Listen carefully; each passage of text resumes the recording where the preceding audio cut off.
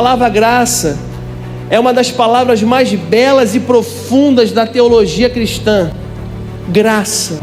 Uma palavra simples, mas que expressa uma profundidade muito grande.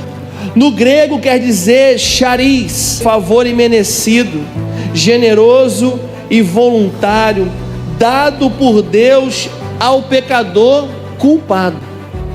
Quando Jesus estava na cruz do Calvário, Ele enxergou cada um de nós.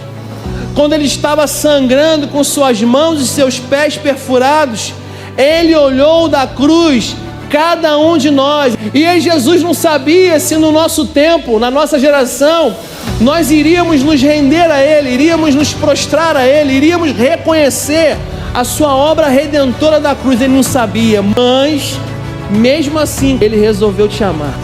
Ele se entregou por mim e por você.